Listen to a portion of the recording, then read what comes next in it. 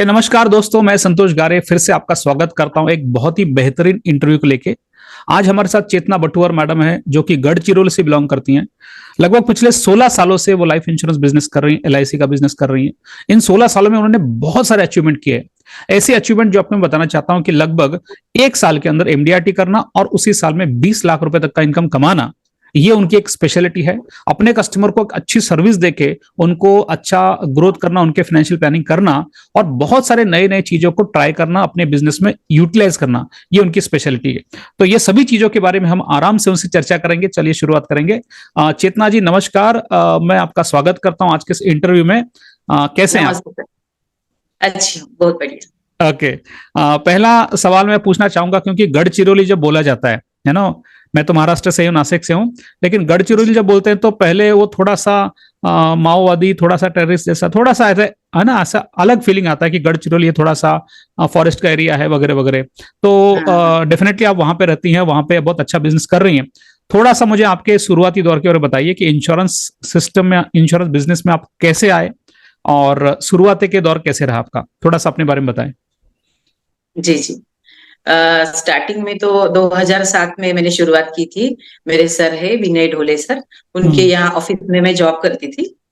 फिर उनको लगा कि मुझ में पोटेंशियल है तो एजेंसी ले ले और एडवाइजर बन ले। तो मैं बोली चलो ट्राई करके देखते हैं। ऐसे स्टार्टिंग में लगा था कि बहुत घूमना पड़ेगा, बहुत समझाना पड़ेगा, तो दिक्कतें आएंगी ऐसा वैसा, लेकिन सर ने कहा कि तुम ट्राई करके देखो, तुम्हारे में पोटेंशियल है तो तुम कर सकते हो। तो मुझे तो कुछ तो बनना था, क्योंकि मेरी शादी जल्दी हो गई थी 12 में ही। वैसे मुझे जज बनना था, तो एक दिल में ख्वाहिश थी कि मुझे कुछ करके दिखाना है भाई। तो अब अपॉर्चुनिटी आ रही है तो, और कंपनी इतनी रेपुटेड है, प्लान इतने अच्छे हैं और प्रेजेंटेशन अच्छा रहा, सर्विस अच्छी रही, तो सामने वाले को तो सिक्योर बनना ही है। बहुत अच्छा। के लिए, ताकि उसकी लाइबिलिटी फुलफिल हो सके। शेयरिंग तो चाहिए ना, लाइबिलिटी को कोई तो भी फुलफिल कर सके। तो अच्छा। इसीलिए फिर मैंने जुड़ना चाहा, और मुझे मुझे लोगों को हेल्प करना बहुत अच्छा लगता है। तो इस फील्ड में मुझे बहुत सेटिस्फेक्शन मिलता है कि मैं किसी के काम आ रही हूँ। तो कोई बोलते हैं आप में हमारी फाइल दे रहे हो बना के, तो आप क्या चार्जेस ले रहे हो ये सब कराने का? मैं बोली नहीं, चार्जेस नहीं, आप हमारी कंपनी के पॉलिसी होल्डर हो, इसीलिए मैं आपका पोर्टफोलियो बना दे रही हूँ। और मुझे अच्छा लगता है किसी के काम आना, तो मैं करा देती हूँ। बहुत अच्छा। मेरा अगला सवाल ये रहेगा कि आप केवल काम नहीं कर रही हैं, आप एक महिला करके काम कर रही हैं, आपका परिवार भी संभाल रही है। और महिला करके काम करते तो काफी चैलेंजेस भी होते हैं, स्पेसिफिकली ऐसे जगह जहाँ पे उतना ज्यादा महिलाओं को घर से बाहर निकल के काम करना, मैं नहीं जानता जितना कंफर्टेबल समझा जाता है। इनिशियल दौर पे आपका बिजनेस मेरे ख्याल से स्टार्ट हुआ होगा, फिर आपने बड़ा बड़ा पॉलिसी बेचना स्टार्ट किया होगा। आज की डेट में आप ऑलरेडी एक अच्छा सक्सेसफुल एडवाइजर करके गढ़चिरौली में काम कर रही हैं, काफी अच्छे रिवॉर्ड्स आपको मिले हैं। तो मैं चाहता हूं इस जर्नी को, ये जो 16 साल की जर्नी है, इसको आप थोड़ा सा 2 टुकड़े में या 3 टुकड़ों में डिवाइड करके बताएं कि शुरुआती दौर चैलेंज भरे थे, कैसे थे, बीच के दौर में क्या डेवलपमेंट हुआ, और अभी आप जब लगभग 50,000 या 75,000 का एवरेज प्रीमियम बेच रही है, तो अभी क्या डिफरेंस हुआ। तो इस बोलते हैं ना, इस पिक्चर को, 16 साल के पिक्चर को थोड़ा सा 2 या 3 टुकड़ों में अलग अलग चैलेंजेस कैसे चेंज होते गए आपके बिजनेस को, वो थोड़ा बताएं। जी जी जरूर। मेरे लिए तो बहुत स्टार्टिंग में चैलेंजिंग था, क्योंकि मैं एक टिपिकल हाउसवाइफ थी। तो मुझे ये प्रपोजल में मेडिकल वगैरह आता था तो मैं बहुत डिस्टर्ब हो जाती थी, इवन रो देती थी, कैसा करूँ कैसा करूँ। लेकिन सर ने मुझे बहुत सपोर्ट किया और बोले जितना चैलेंजिंग आते हैं उतना आप इम्प्रूव हो जाओगे और आपको पता चलेगा कि क्या क्या होता है। और आप अगर कंपनी रहती, आपकी कंपनी, तो आप भी सामने वाले से इतना डिटेल में पूछते थे, तो आप पर कंपनी विश्वास रखती है कि आप क्लाइंट की सही इंफॉर्मेशन दे रहे हो, तो आपको दिक्कत नहीं आनी चाहिए। आप उनको जो भी रिपोर्ट्स लगते हैं तो आपने अच्छे से फुलफिल कराने चाहिए और उनको प्रिपेयर करना चाहिए ऑनेस्टी बताने के लिए। तो स्टार्टिंग में मुझे दिक्कत होती थी, क्योंकि मैं एक टिपिकल हाउसवाइफ थी। तो लेकिन सर की ट्रेनिंग की वजह से, वहां पे जो एटमॉस्फेयर था ऑफिस में, उनकी ट्रेनिंग की वजह से सब मैं सीख पाई। मैं आरडी का ट्रेनिंग भी लेती थी उनके ऑफिस में। अच्छा, आप लेती थी?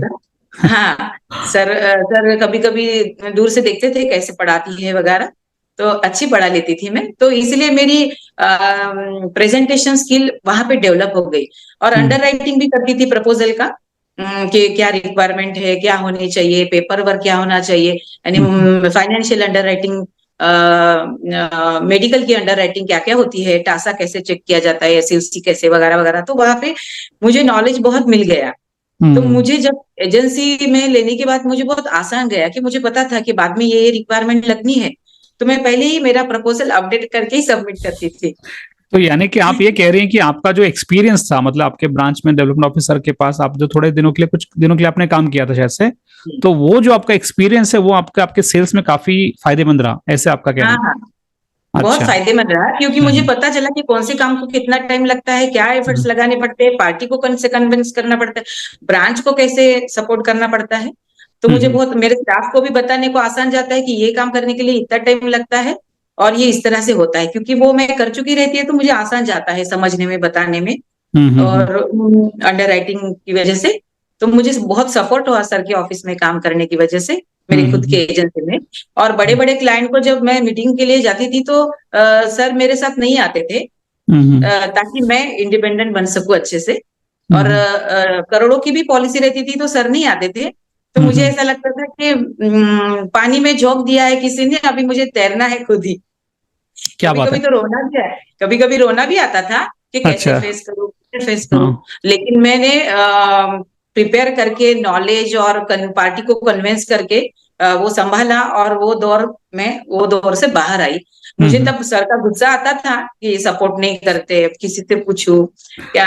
और सब हमारे सर के एजेंट बोले तो वो एक नॉलेजेबल पर्सन करके ही देखते थे सब लोग, कि इनको सब आता है, इनको कुछ बताना नहीं पड़ता। तो क्या सर बात है। कुछ कुछ बातें हम पे सौंप देते थे, तो तुमको फेस करना है ताकि तुम उसमें शार्प हो सको, तुमको शाइनिंग आ सके, जितना रबिंग होगा उतनी शाइनिंग आ गई तो तुम खुद वो अकेले मेंटेन करो। तो ऐसे करते करते मैंने अकेले ही सब प्रेजेंटेशन करती थी, प्रिपेयर करती थी, पार्टी को कन्विंस करती थी, not only particular only one policy, but also everything. उनका फाइनेंशियल एडवाइजर बन के, हम्म, इडिक्वेट इंश्योरेंस दे के, हम्म, प्रीवियस पॉलिसी में सर्विसिंग दे के, एक हम्म, अलग यूनिकनेस दिखा के, ये तुमको मस्ट है। जैसे हम डॉक्टर के पास जाते हैं, यूरिन ब्लड चेक किए बगैर हमको इंटरनल पता नहीं चलता कि क्या प्रॉब्लम है, कौन सा विटामिन कम है। जब तक हम पता नहीं चलेगा, जब तक हम हेल्थ कॉन्शियस नहीं बनाएंगे, तब तक उनमें अवेयरनेस नहीं आएगा। तो हम्म, मैं उनको वेल्थ कॉन्शियस बनाती थी, हम्म, सर्विसिंग देती थी, और वक्त आने पे कॉल क्लोज करती थी। तब तक मेरे ऐसे भी कुछ क्लाइंट है कि 10 साल से मैं उनको सर्विस देते जा रही हूँ, रिलेशन मेंटेन करते जा रही हूँ, बर्थडे विशिंग हो, एनिवर्सरी हो, उनके प्रीवियस प्लानिंग में सर्विसिंग हो, सब देती थी। लेकिन वक्त आने पे मैं ही कॉल को ओपन करती थी। फिर उनको भी पता चल जाता था कि ऐसे लोगों से ही करना चाहिए जो हमको परफेक्ट एडवाइस दे, सर्विस दे, सॉल्यूशन दे, सजेशन दे। सिर्फ टैक्स बचाने के लिए और कुछ थोड़ा सा पीछा लगने की वजह से नहीं देते थे। अच्छा। हर इंश्योरेंस एडवाइजर की जिंदगी में फेजेस में काम होता है। जैसे शुरुआती दौर में उसकी इच्छा होती है कि मैं दो पैसा कमा लूं इंश्योरेंस से, ये बिजनेस से थोड़ा पैसा कमा लूं। मुझे गारंटी है कि आपके शुरुआती के 1 साल 2 साल 3 साल भी कुछ ऐसे होंगे कि आपके बिजनेस में सेट हो जाए, क्योंकि आपने बिजनेस कभी किया नहीं था, तो आपको लगा कि मेरे को ये करना चाहिए। फिर एक दौर आता है कि जब आप देखते हैं ब्रांच में कोई 100 पॉलिसी कर रहा है, कोई 50 पॉलिसी कर रहा है, कोई एमडीआरटी कर रहा है। हो सकता है आप किसी कॉन्फ्रेंस में ब्रांच में गए हो जहां पे आपके ब्रांच में ऑलरेडी किसी ने एमडीआरटी किया है, उनको आपने देखा किस तरीके से रिवॉर्ड मिल रहा है, रिस्पेक्ट मिल रहा है। और फिर आपकी जिंदगी में भी एक विचार आया कि आपने भी एमडीआरटी करना चाहिए, है ना, ऐसा एक विचार आया। आपने एक ऐसा साल था जिसमें आपने एमडीआरटी भी पूरा किया और 20 लाख रुपए का लगभग पूरा इनकम भी कमाया, फ्रेश और रिन्यूअल मिला के। मैं थोड़ा सा उस साल के बारे में जानना चाहता हूँ कि वो इच्छा आपके मन में कैसे जागृत हुई, और उसको पूरा करने के लिए बोलते ना कि जैसे छोटे बच्चे होते हैं कि आइसक्रीम चाहिए तो चाहिए, है ना, कि अब मेरी बेटी है 7 साल की, अगर उसको आइसक्रीम चाहिए तो वो सब करेगी कि उसको देना ही पड़ता है, हट कर लेती है। तो ऐसे ही कभी कभी इंश्योरेंस एडवाइजर मैंने देखा है कि अपने दिल से एक गार्ड बांध लेते कि अभी तो मेरे को एमडीआरटी करना ही है, किसी भी हाल में करना है। और मैं समझ सकता हूं क्योंकि 2019-20 के बाद में, लॉकडाउन के बाद में आपसे मेरा परिचय हुआ।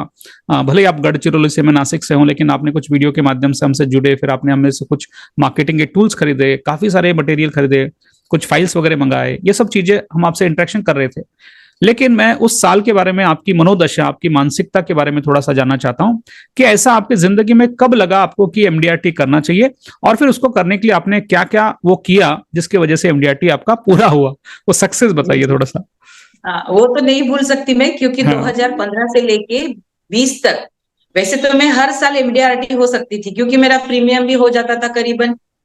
पॉलिसी भी हो जाते थे, लेकिन बड़े पॉलिसी में मेडिकल की रिक्वायरमेंट होने की वजह से वो 31 दिसंबर में आधे प्रपोजल सैंक्शन हो जाते थे, आधे नेक्स्ट ईयर में चले जाते थे। तो मेरा एमडीआरटी 4-5 साल ऐसे स्किप हो गया। 95%, 94, 96, 99, 100% होने के बाद भी मेरा अच्छा। एमडीआरटी नहीं होता था। यानी प्रीमियम मेरा हो जाता था, लेकिन वो नंबर नहीं गिरने की वजह से वो सेकंड साल में आधा और लास्ट साल में आधा चला जाता था। तो मुझे मेरा जितना एमडीआरटी जितना याद है, मुझे ऐसे लगता है कि आपने एक बार मुझे शेयर किया था कि आपका एमडीआरटी पूरा हो चुका था, कुछ तो एक मेरे ख्याल से मेडिकल या कुछ तो डॉक्यूमेंटेशन जी कुछ जी तो जी। ऐसा पेंडिंग था जिसकी वजह से आपका एकदम पास में आके रह गया। ये आपने मुझे हाँ, शेयर किया था एक बार। एक एक साल तो ऑफिस में हेल्थ एक्स्ट्रा उनको कैलकुलेट अच्छे से नहीं करने में आया, और रात के 12 बज गए थे। 12 बज के आखिर के मिनट में था वो, और वो नहीं हो रहा था, टेक्निकली कुछ इश्यू आ रहा था। तो प्रीमियम भर चुके थे, डिसीजन आ चुका था, और 1-2 प्रपोजल की वजह से, यानी 1-2 लाख प्रीमियम की वजह से मेरा नंबर ना गिरने की वजह से एमडीआरटी स्किप हो गया था। 17-18 में, 16 में ऐसे ही बहुत बार हो गया था। अच्छा अच्छा। तो इसको एमडीआरटी तो मैं हर हाँ, साल हो जाती थी, ओके, लेकिन इसको वो थोड़ा सा मैं आपको इसको, क्योंकि ये बहुत अच्छा इमोशंस आपने शेयर किया, और ये इमोशंस में काफी सारे एडवाइजर हो सकते हैं कि जो एमडीआरटी के लिए बहुत ट्राई करते हैं, कोशिश करते हैं। कभी कभी ऐसे होता है ना कि आखिरी दिन तक, रात को 12 बजे तक हम हाथ पैर मारते रहते हैं कि ये हो जाए, और कभी हाँ कभी मेंटली हो जाता है, लेकिन डॉक्यूमेंटेशन में या फिर आपने जैसे बताया टेक्निकल डिफिकल्टी में वो अटक जाता है। तो आपने ऐसा एक बार, दो बार, तीन बार ये सिचुएशन फेस किया, ऐसे आपकी बातों से लग रहा है मुझे। 5 बार एग्जैक्टली सर, पांच 5 बार। 5 बार। तो क्या फीलिंग होता है जब ऐसे होता है? मैं समझ सकता हूँ कि गुस्सा तो आता होगा अंदर से कि ये क्या, लेकिन आप वो लोगों को क्या राय देना चाहेंगे?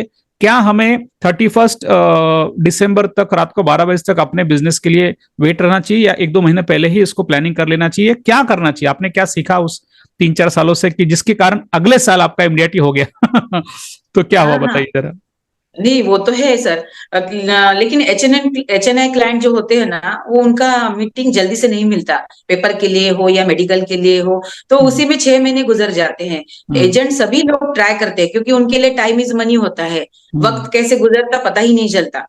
और बड़े प्रपोजल में पेपर्स भी बहुत लगते हैं, मेडिकल भी बहुत लगती है, और बड़े लोगों को टाइम भी कम मिलता है। तो अच्छा। इसकी वजह से वो लेट होता है। हम्म। नहीं तो अगर उन्होंने क्लाइंट की तरफ से अगर जल्दी जल्दी हो जाता है सब, तो जल्दी हो जाता है। लेकिन इन 4 साल में मैंने ये सीखा, मैं तो पहले साल से ही पहले महीने से ही ट्राई करती थी, इतना आखिर तक नहीं जाता था। बहुत बार मुझे सबक मिला कि आखिर के इसमें मैं बहुत सिक्सर मारने के चक्कर में आउट हो जाती थी। ओके, धोनी जैसे आखिरी बॉल में छक्का लगा के मैच को जिता देंगे, ऐसे हर बार नहीं होता है ना। कभी कभी मिस भी हो और जाता है। नहीं, वैसे वो प्रपोजल 2-3 महीने ही सबमिट पहले हो जाते थे, जैसे अच्छा। नवंबर, अक्टूबर में, सितंबर में ही हो जाते थे। लेकिन बड़े प्रपोजल में रिक्वायरमेंट भी बहुत आती है, फिर अगली रिक्वायरमेंट फुलफिल करने में 1 महीना चला जाता था, फिर और कोई रिक्वायरमेंट। फिर भी हम्म। मुझे जब पता चल जाता था सामने वाले को शुगर है, तो मैं HbA1c पहले ही लगा के दे देती थी, मुझे पता था कि ये मांगने वाले हैं बाद में। अच्छा, तो वो हाँ साल जिसमें आपने एमडीआरटी पूरा किया और जिसमें 20 लाख रुपए का आपका टोटल इनकम हुआ, तो मुझे गारंटी है कि जब 3-4 साल बाद आपका एमडीआरटी थोड़े थोड़े से चीजों से जा रहा था और आपका फिर पूरी तरीके से एमडीआरटी हो भी गया, एक आपके नाम के आगे एमडीआरटी का स्टैंप हाँ। लग गया कि आप एमडीआरटी हो चुके हो, कॉन्ग्रेचुलेशंस। तो वो फीलिंग कैसे था, और किस प्रकार का इमोशंस था, कैसे लगा? क्योंकि मैं समझ सकता हूँ वो एक अलग प्रकार का एक्सप्रेशंस होता है ना। कैसे लगा आपको उस साल? हाँ, मुझे तो तब एमडीआरटी का बुखार ही हो गया था। और मैं पागल की तरह होती थी, यानी इन बिटवीन तो मुझे खाने का ध्यान नहीं रहता था। In okay. बिटवीन मेरी एसिडिटी भी बढ़ जाती थी, कुछ कुछ प्रेजेंटेशन में मेरे आंखों में पानी आ जाता था, सर दर्द होता था। लेकिन मुझे एक अलग सा जुनून था, क्योंकि सर ने कहा था तुमको एमडीआरटी होना है, तुम्हें वो क्वालिटीज है, तो तुमको करके दिखाना है एट एनी कॉस्ट। तो उनकी वजह से मेरी स्पीड अपने आप बढ़ गई, और उस ओके। हिसाब से उस हिसाब से मैंने एफर्ट्स भी लगाए। और जब मैं एमडीआरटी हो गई तो मुझे यकीन ही नहीं हो रहा था, क्योंकि हर साल ऐसे हो रहा था। आखिर के इसमें इतना अप एंड डाउन हो गया था कि आधा बिजनेस अगले साल में, आधा बिजनेस पिछले साल में, तो पूरा जनवरी से जीरो से मीटर शुरू करो। क्या तो बात है। बहुत दिक्कतें आती थी। लेकिन जब हुआ तब मुझे फॉरेन जाने को नहीं मिला, क्योंकि तब कोविड हो गया था। ओहो। चलो कोई दिक्कत नहीं है, कोई बात लेकिन नहीं। हाँ हाँ। हाँ, वहां पे नहीं जाना मिला। कॉन्फ्रेंस में, लेकिन मुझे एमडीआरटी होना था, उसके बाद सीओटी टीओटी भी होना है। लेकिन जैसे आपने कहा कि लेडीज लोगों को सब कुछ देखते हुए बचे हुए टाइम में वो करना पड़ता है, बच्चों की तरफ भी इग्नोरेंस नहीं कर सकते। और अब होम मिनिस्टर है जो, जैसे हाउस वाइफ है, तो सब घर की जिम्मेदारियों को पूरा करते हुए, कुछ साल पहले सास ससुर भी थे, उनकी भी सेवा करते हुए, और मुझे पूजा पाठ करना बहुत अच्छा लगता है, तो उसमें कम ज्यादा मुझे चलता नहीं, और मैं 3-4 घंटे मेरे पूजे में जाते हैं। अच्छा, क्या बात है। तो अभी भी आप तो रोज का 2-3 घंटा आपका पूजा होती है? हाँ हाँ, पूरा दिन का पकड़ लिए तो 4-5 घंटे जाते हैं मेरी पूजा में। क्या बात है, तो ये मेरी तो बहुत मम्मी अच्छी बात है। बोलती है शॉर्टली किया करो, अब एलआईसी की तरफ ध्यान दो, अभी कुछ भी बिजनेस नहीं हुआ है तुम्हारा। अच्छा। तो मुझे लगता, हाँ, तो मैं बोलती अरे हो जाएगा, क्योंकि मुझे पैसा कमाने के साथ साथ कर्म को भी फोकस करना है, मेरा कर्म कैसा होना चाहिए जिसका हिसाब मुझे बाद में देना है, पैसे तो मुझे यही छोड़ के जाना क्या है बात ना। है। तो आप एक तो अच्छी सोच के साथ बिजनेस कर रही हैं, और हाँ, चलो, आपकी और ना आपके विचार है, आपकी श्रद्धा है, तो उसको हम ज्यादा बात नहीं करेंगे। हाँ, मैं और एक पैसों के साथ साथ मैं ब्लेसिंग भी कमाती हूँ, जी। जो मुझे हमेशा के लिए डेवलप करता है। इसलिए मैं किसी को भी प्रेजेंटेशन करती हूँ तो सामने वाले को वहां पे उनकी जगह पे रख के देखती हूँ, मुझे कि वहां पे मैं रहती तो मुझे इतना फोर्स करना, पीछे लगना और मिसगाइड करना अच्छा नहीं लगता। तो सामने वाले का फायदा जिसमें है, सामने वाले की मजबूरी जो है उसके हिसाब से मैं 10 साल वेट करती हूँ, लेकिन उनको फोर्स नहीं करती किसी बात के लिए, उनके हिसाब से चलती हूँ। नहीं तो अब तक मैं बहुत बार एमडीआरटी हो जाती थी, तो कस्टमर लेकिन मुझे, सेंट्रिक अप्रोच आपका रहता है। हाँ, मैं उनकी बिजनेस के साथ मैं ब्लेसिंग कमाना ज्यादा पसंद करती अच्छा, तो B for business and B for blessings. हूँ। जी जी। आपने अभी तक जितने बात किया उसमें से मुझे एक इमोशन समझ में आ रहा है कि आपके डेवलपमेंट ऑफिसर, उनका नाम क्या है? जी, विनय ढोले सर। विनय ढोले जी। जी तो विनय ढोले जी के बारे में बहुत मैं रिस्पेक्टफुल फील कर रहा हूं, क्योंकि आपके बातों से मुझे ऐसा लग रहा है कि उनका आपके जिंदगी के, आपके बिजनेस में, आपके एमडीआरटी में आपका जो ग्रोथ है उसमें काफी अच्छा कंट्रीब्यूशन है, काफी अच्छा सपोर्ट है, काफी अच्छा गाइडेंस है। तो जी जी। मैं एक अलग सवाल पूछना चाहता हूं। मैंने जनरली ये सवाल ज्यादा करके कभी इंटरव्यू पूछा नहीं है, लेकिन आपको पूछने की इच्छा का है कि लाइफ इंश्योरेंस कॉर्पोरेशन में, एलआईसी में जब हम काम कर रहे हैं, तो डेफिनेटली हमें अपॉर्चुनिटी तो एक जैसी मिली हुई है, हम वही प्लान जो बेच रहे, जैसे आनंद है, लाभ है, लक्ष्य, वो सब बेच सकते हैं। लेकिन एक एक चीज ऐसी होती है जो एडिशनल हमें मिलती है, जो मुझे लगता है कि हमें एक अच्छे डेवलपमेंट ऑफिसर मिलना, हमें एक ऐसे जी डेवलपमेंट ऑफिसर मिलना कि जो हमारा दिल से ग्रोथ चाहते हैं, हमारे लिए बहुत कुछ करते हैं, और जैसे बोलते हैं ना, एक माता पिता अपने बच्चों के अच्छे के लिए कभी कभी चिल्ला भी देते, थोड़ा थोड़ा कभी कभी, हाँ कि ये हाँ, क्यों नहीं करते तुम। तो ऐसे ऐसा कभी करते कभी, हैं। कभी कभी आपको भी गुस्सा किया होगा शायद से, उस रिस्पेक्ट से कि आप कुछ अच्छा करें, हाँ हाँ। और ऐसा कभी तो भी बोलना जरूरी होता है, तब जाके हमें भी वो मन में लगता है कि नहीं, अभी करना है, और फिर हम जोर शोर से काम को लग जाते हैं। तो मैं जी विनय जी। ढोले जी का धन्यवाद देना चाहूंगा इस मंच से, कि बहुत अच्छा आपने रिस्पेक्टली उनको सिखाया, और बहुत, बोलते ना, आपके यहाँ पे वो कुछ काम कर रहे थे, वहां से लेके आज एमडीआरटी एडवाइजर तक वो उनका जो ट्रैवल है बहुत अच्छा है। जी मेरा जी। सवाल यह है कि आपके विचार से एक एक डेडिकेटेड डेवलपमेंट ऑफिसर का सपोर्ट इंश्योरेंस एजेंसी में, इंश्योरेंस बिजनेस में, स्पेसिफिकली एलआईसी में, जब आपको गाइड करने के लिए एक बढ़िया डेवलपमेंट ऑफिसर जो हर मौके पे आपको कुछ ना कुछ गाइड देते हैं, ये कितना अच्छा होता है, कितना सही होता है, और कितना आपके बिजनेस के लिए वो जरूरी होता है, आपको क्या लगता है? बहुत जरूरी है सर, क्योंकि वो एक हमको एक शेप देते हैं, हमको फिनिशिंग देते हैं, हमको रीबर्थ करते हैं हमारा बिजनेस में, हमारा अच्छा। सोचने का तरीका, हमारा उठने बैठने का लेके समझाने का तरीका। क्योंकि नॉलेज नहीं आएगा तो वो कॉन्फिडेंस नहीं आएगा, हम्म। कॉन्फिडेंस नहीं आएगा तो हम पार्टी को फेस टू फेस बात नहीं कर पाएंगे। आजकल तो सब इतना एडवांस नॉलेज रहते हैं, तो उनको उनके सभी सभी सवालों का जवाब देना, उनमें अवेयरनेस लाना, उनको नीड रियलाइज कराना, और उनके प्रीवियस प्लानिंग में सभी सर्विस देना और अच्छा प्रेजेंटेशन देना, इडिक्वेट होने के लिए आने वाले 2-4 साल में किश्तों में कराना। जैसे हम्म। इडिक्वेट उनको 2 करोड़ का चाहिए है, हम्म। एचएलवी को कैलकुलेट करते हुए, और हम्म। उनका प्रीमियम 50 लाख का है या 1 करोड़ का है, तो बैलेंस 2 करोड़ का देना है, तो एट ए टाइम तो नहीं दे पाते, तो आने हम्म। वाले 5 साल में 25-25 लाख, 50-50 लाख करते हुए अच्छा। उनको इडिक्वेट कराना है। तो इस तरह से हम उनको करते हैं। तो इसमें सर का मुझे बहुत सपोर्ट हुआ, सर की वजह से, और मैडम हमारी, मेरी फ्रेंड है, उनकी वाइफ, तो उन दोनों ने मुझे एक प्रकार से एक नया चेतना भर दी है मेरे में। आपका नाम जो है चेतना मैडम।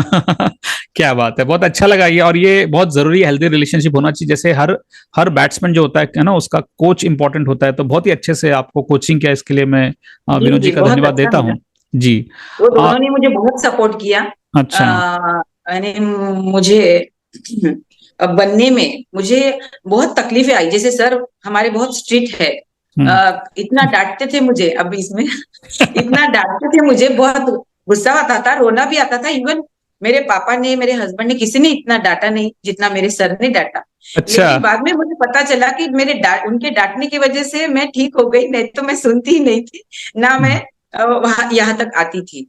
चलो तो अच्छी मेरी बात। सहेली मुझे समझाती थी वो अच्छे के लिए डांट रहे हैं। अगर वो डांटते नहीं तो मैं वो सीरियसली नहीं लेती थी उस बात को। तो हम्म। कभी कभी डांटना भी जरूरी है। जैसे शाम की आई ने अगर उसको पानी में नहीं ढकेलते थे तो उसको स्विमिंग नहीं आता था। हम्म, क्या बात है, बहुत अच्छा एग्जाम्पल दिया आपने।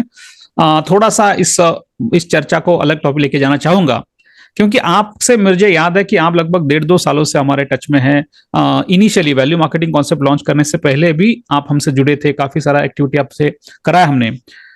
वैल्यू मार्केटिंग कॉन्सेप्ट हमने लॉन्च किया, आपने पहली बार हमारा 3 घंटे का 2.5 घंटे का फ्री वेबिनार अटेंड किया। उसके बाद 5 दिन का वर्कशॉप अटेंड किया, जिसके अंदर हमने परिवर्तन की, टेक्नोलॉजी की दुनिया में हमें अपने आप को डेवलप करना है, सोशल मीडिया की दुनिया में हमें आपको प्रेजेंस को बढ़ाना है, वीडियो मार्केटिंग करके। तो आपने जिंदगी में पहली बार हमारा कोर्स के बाद में अपने वीडियो बनाए, और मुझे बहुत अच्छा लगा कि जिस प्रकार से आपने वीडियो को प्रमोट किया, आपके वीडियो को अच्छे व्यूज आए हैं। तो थोड़ा सा आपके बिजनेस को वीडियो मार्केटिंग इस एडिशनल क्वालिटी से, जैसे एक महिला होती है, अच्छे आभूषण पहनती है तो श्रृंगार करने के बाद वो और सुंदर दिखती है, उसी प्रकार से आपका जो बिजनेस है, उस बिजनेस में वीडियो मार्केटिंग ये जो एक एलिमेंट ऐड हो गया, जिसके बाद आपका सोशल मीडिया प्रेजेंस बढ़ गया, जिसके बाद आपका हो सकता है रीच बढ़ गया, आप ज्यादा कस्टमर तक पहुंच पा रहे हो। तो ये परिवर्तन स्पेसिफिकली वीडियो मार्केटिंग का आपकी जिंदगी में कैसे था, और उससे आपको क्या फायदा हुआ, किस प्रकार से आपका रिस्पांस, कस्टमर का रिस्पांस, आपके परिवार वालों का रिस्पांस, किस तरीके से आप इसको देखते हैं? आपका कोर्स करने के बाद अभी भी कर रही हूँ, मुझे लगता है मैंने 4-5 बार रिपीट किया है। जी जी क्योंकि जी। मेरा ऐसा कहना है कि जब तक नहीं आता तब तक नहीं छोड़ना चाहिए उसको। क्या बात है, बहुत अच्छी बात। और ये स्पेसिफिकली मैं मतलब ना यहाँ पे एंट्री करना चाहता हूँ, इसका इसका एक एंट्री करना चाहता हूँ कि आप रियली जब तक करते नहीं तब तक उसको छोड़ते नहीं, ये मैं समझ पा रहा हूँ, क्योंकि आपने काफी बार हमारा हर प्रोग्राम को आपने कंटिन्यू किया, तो बहुत अच्छी बात है। तो फिर से उसी हाँ सवाल को, वीडियो मार्केटिंग का कैसे आपकी जिंदगी में इफेक्ट रहा? हाँ, बहुत अच्छा इफेक्ट इफेक्ट रहा। क्योंकि टेक्निकल नॉलेज हमको उतना नहीं रहता था। मार्केटिंग का नॉलेज है, लेकिन टेक्निकल होना जरूरी है क्योंकि अब सब डिजिटल हो रहे हैं। क्योंकि हम मैक्सिमम लोगों तक पहुंच पाते हैं। यहाँ क्या, हम गांव के गांव में या ज्यादा से ज्यादा चंद्रपुर, नागपुर आसपास के गांव तक जा सकते हैं। लेकिन ठीक हमने है। कोविड में देखा है कि हम्म डिजिटल मार्केटिंग का कितना इफेक्ट हो गया है। कहाँ की हम्म चीज कहाँ तक जा रही है, कहाँ का बंदा कहाँ तक पहुंच पा रहा है। हम्म और ज्यादा नेटवर्किंग बढ़ा सकते हैं, ज्यादा लोगों तक पहुंच सकते हैं, जो जरूरतमंद है वहां तक पहुंच सकते हैं। हो सकता है किसी को मेरे जैसे एडवाइजर का इंतजार है, लेकिन उनको पता नहीं है कि गढ़चिरौली में कोई चेतना है जो इतने हमको अच्छे से समझाएगी, सर्विस देगी। तो वहां तक भी पहुंच पाते हैं वीडियो के तरह, वीडियो के वजह से। तो आपका ट्रेनिंग करने के बाद हमको बहुत अच्छा लग रहा है। एडवांस नॉलेज आ रहे हैं। और आपकी जो ये मेथड है 1-to-1 कोचिंग का, तो हम परिणीता मैडम के साथ, निर्मिति मैडम के साथ, पायल मैडम के साथ इतना फ्रेंडली बात करते हैं, तो उनको लगता है कि बड़ी दीदी के साथ बात कर रहे हैं। तो वो भी बहुत अच्छे से इन्वॉल्व होते हैं।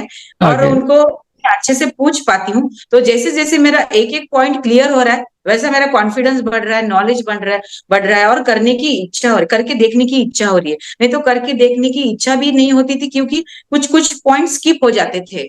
तो वो समझ में नहीं आ रहा था। और कभी कभी कैसे, जैसे 10th के बच्चे ने 5th का क्वेश्चन पूछा तो अजीब लगता है ना। तो क्या लगेगा ऐसा पूछे तो, इतने बार रिपीट किया है, ये भी इतना भी नहीं आता, तो हम पूछ नहीं पाते थे।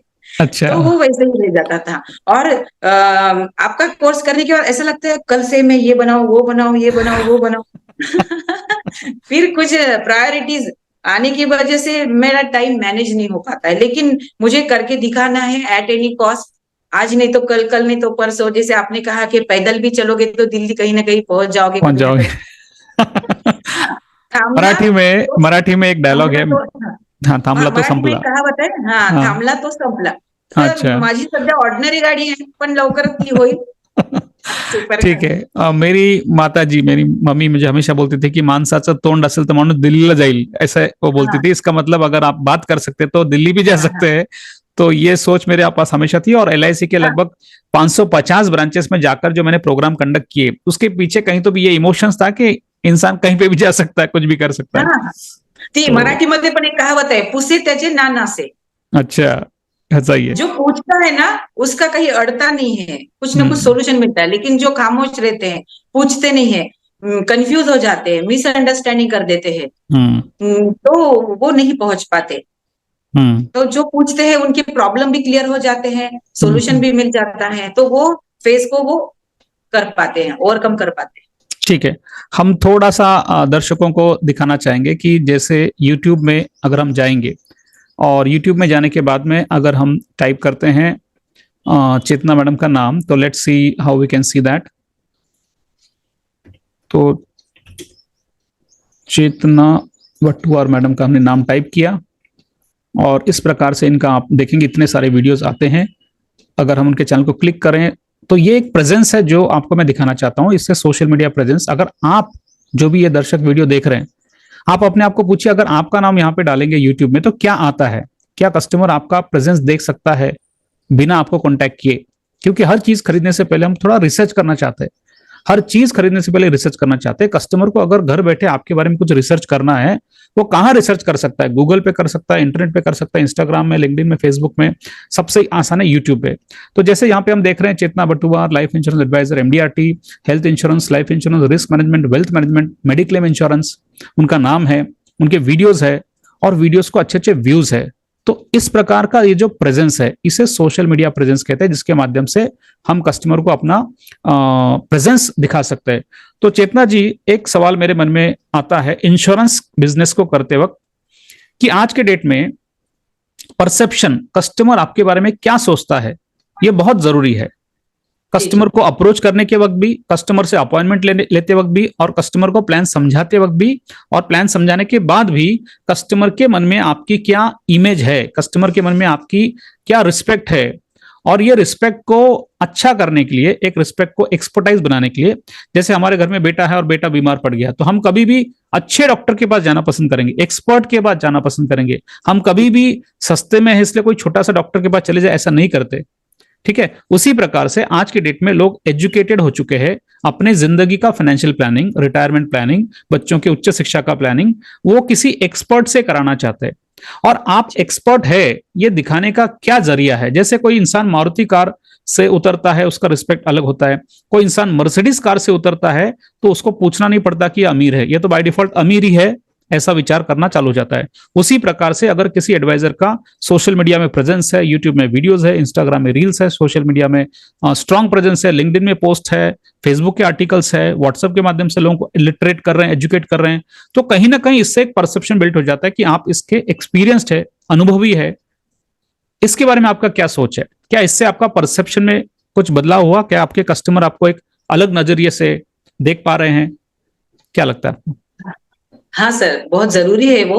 और हमारा बैकग्राउंड वो देखते हैं, हमारा बिजनेस का कैसा है देखते हैं, कैसे समझाते हैं, कैसे सर्विस देते हैं, और कैसे रिलेशन मेंटेन करते हैं.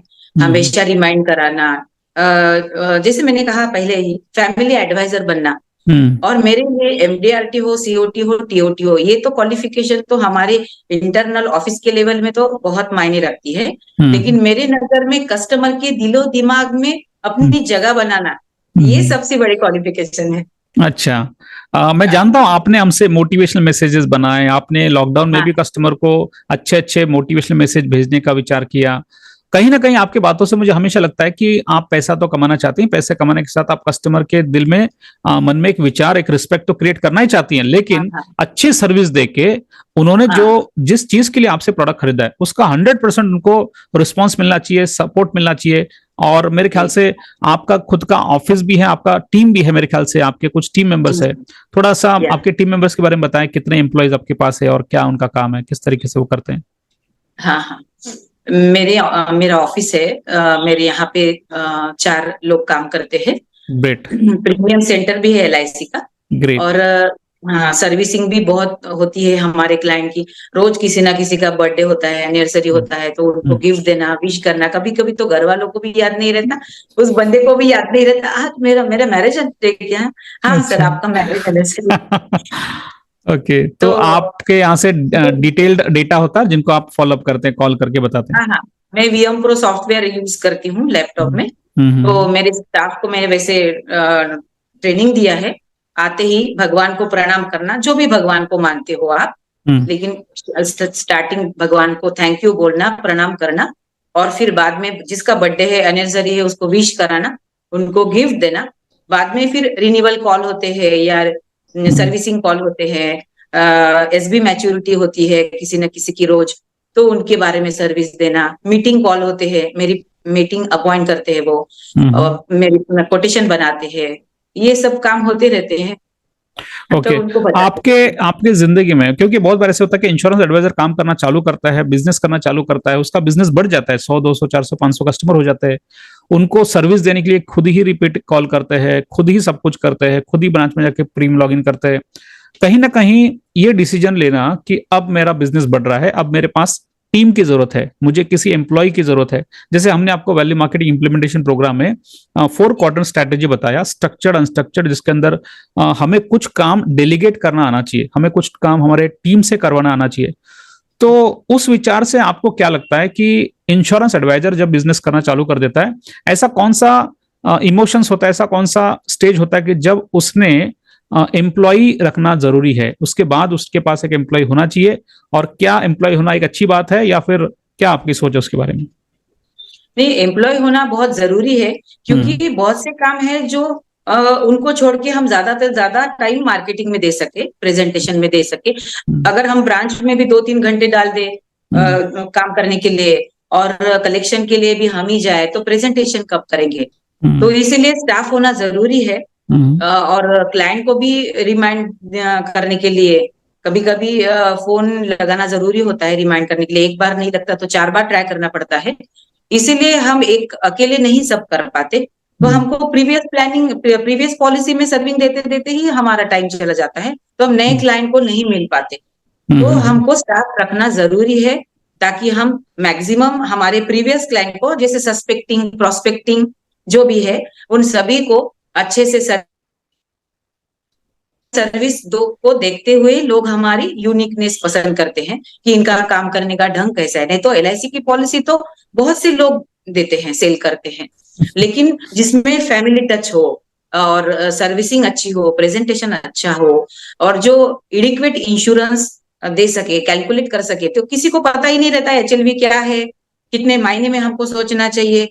कहा सब लोग सेविंग करते हैं अलग अलग जगह पे, लेकिन कहाँ पे करनी चाहिए, कितने मायने में करनी चाहिए, क्यों करनी चाहिए, कैसे करनी चाहिए, किससे करनी चाहिए, ये तो बाद में आता है। ओके। थोड़ा अलग और टॉपिक में लेके जाता हूं मैं आपको, क्योंकि मैं एक चीज आप में ऑब्जर्व करता हूं, आप हमारा कोर्स 5 दिन का कर चुकी है, 3 महीने का कोर्स कर रही हैं, और आप कुछ कोर्स रिपीट भी कर रही हैं। और मैंने ऑब्जर्व किया है कि आपने वो सेशन किया है, फिर भी आप उतने ही एक्साइटमेंट से सेशन को अटेंड करती है, रिस्पॉन्स देती है, बीच बीच में चैट बॉक्स में कुछ टाइप करती है। तो हमेशा मेरे मन में ये सवाल होता है कि जब ये सेशन उनको ऑलरेडी एक बार हो चुका है, फिर भी इतना एक्साइटमेंट कैसे आता है सुनने के लिए? और कभी कभी मुझे ऐसे लगता है आपका जो रिस्पॉन्स आप देते चैट बॉक्स में, कि जिस तरीके से हम 2-3 घंटा बात करते हैं, कभी कभी 3 घंटा कैसे खत्म हो जाता है ये भी नहीं समझ में आता है। और जब मैं पूछता हूँ कि क्या हम इसको और 15 मिनट कंटिन्यू कर सकते हैं, आप सबसे पहले लिखते हैं हाँ कर सकते हैं। तो एज अ ट्रेनर ये डेफिनेटली मेरे लिए एक जानने की उत्सुकता है कि ऐसा आप हमारे ट्रेनिंग प्रोग्राम में या मुझ में एज अ ट्रेनर करके ऐसी कौन सी क्वालिटीज है जो आपको आपने ऑब्जर्व की शायद से ये 2-3 सालों में, और जो आपको लगता है कि जो आपसे हमसे कनेक्टेड रहने में सपोर्ट करती है और हमेशा कुछ सीखने के लिए आपको एक्साइटमेंट करती है? तो ऐसी कौन सी क्वालिटी आपने ऑब्जर्व किया एज अ ट्रेनर या फिर एज अ ट्रेनिंग सिस्टम जो आपको अच्छी लगती ऐसे है? तो ऐसे तो बहुत सी क्वालिटीज है जो मैं बता नहीं पाऊंगी इतने कम समय में, हाँ लेकिन हाँ। आप इतना इन्वॉल्व होके बताते हैं कि सामने वाले का ध्यान नहीं रहेगा, फिर भी उसको सुनना पड़ेगा। और मैं इसीलिए इतना गौर से सुनती हूँ, क्योंकि मुझे रिपीट करना है, तो कहीं कंफ्यूजन है करके मैं रिपीट कर रही हूँ, ताकि मेरा कॉन्फिडेंस बढ़े, मेरे कंफ्यूजन क्लियर हो, और मैं अच्छे से कर सकूं। वीडियो एडिटिंग हो या चैट जीपीटी का हो, मेरी बच्ची भी बोलते हैं मम्मी अभी तुमको क्या को चैट जीपीटी करना है अभी ये। ओके। तो मैं बोली हाँ, तो मेरी सहेलियां बोले तुम्हारी मम्मी अभी चैट जीपीटी कर रही है और तुम भी करो। तो वो बोलती रहती है कि मम्मी मेरे फ्रेंड लोग तुमको बहुत ये करते हैं कि तुम्हारी मम्मी इतना सब संभालते हुए भी टाइम निकाल के इतना अच्छे से कोर्स कर रही है और रिपीट कर रही है। और आपका कोर्स रिपीट करने में मुझे अच्छा लगता है क्योंकि आप भी उतना सीरियसली इन्वॉल्व होके सिखाते हैं। जी। यानी इन्वॉल्व से, जैसे हमारे ट्रेनिंग के दरमियान भी बहुत से लोगों ने कहा है कि हमने इतना अच्छा ट्रेनिंग कहीं अटेंड नहीं किया है जिसमें आप इमोशनली इन्वॉल्व होते हो।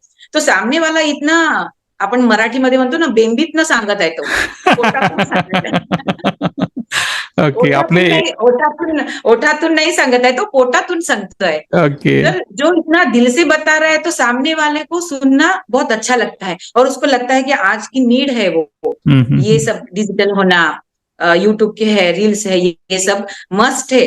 तो मैं भी चाहती हूँ कि मुझे भी आना चाहिए और मैं आपको करके दिखाऊंगी भी, नहीं पर थोड़ा नहीं। लेट हो रहा है. थोड़ा लेट हो रहा है क्योंकि मेरा टाइम मैनेज नहीं हो पाता, क्योंकि मुझे सभी कामों को प्रायोरिटी देना अच्छा लगता है. घर का भी सब अच्छे से मैनेज हो, भगवान का भी सब अच्छे से मैनेज हो और बिजनेस का भी सब अच्छे से मैनेज हो. यानी सभी रोल मैं अच्छे से करना चाहती हूँ कि कभी कभी एक रोल अच्छे से करने जाओ ना तो दूसरे रोल को इग्नोरेंस अपने आप आ जाता है. तो मुझे लगता है कि आज नहीं तो कल होगा, भले ही एमडीआरडी नहीं हो जाऊंगी, बाद में अगले साल हो जाऊंगी, लेकिन दूसरा रोल ये नजरअंदाज नहीं होना चाहिए दूसरे रोल में. अच्छा। तो इसलिए सभी को बैलेंस करते हुए मैं करती हूँ. तो मुझे लेट हो जाता है लेकिन मैं आपको करके दिखाऊंगी. जी, हमें पूरा कॉन्फिडेंस है. जैसे आपने ये जर्नी में आपके कोर्स की वजह से मुझ में बहुत बदलाव आया है, सीरियसनेस आया है. क्या बदलाव आए बताइए जरा. बहुत से बदलाव आए हैं. यानी जैसे ये करके देखना और उस बात का सीरियसनेस, आपने जैसे बहुत से ऐप हमको ट्रिक्स बताए, हैक बताए जो और अच्छे से उसको डेवलप करते हैं. जैसे पहले किचन में गैस पे खाना बनाते, बाद में ओवन आया, है ना, एयर फ्रायर आया, क्या क्या नहीं आया. तो उसमें और अच्छे अच्छे से बनते हैं. कंटेंट्स तो वही लगते हैं किचन में जो यूज होते हैं, कंटेंट्स वही है, लेकिन बनाने का तरीका अलग होने की वजह से, वो डिश को अलग नाम देने की वजह से वो डिश अलग बन जाती है और अलग तरीके से बन जाती है, इसलिए वो अच्छी लगने लगती है. क्या बात है ना.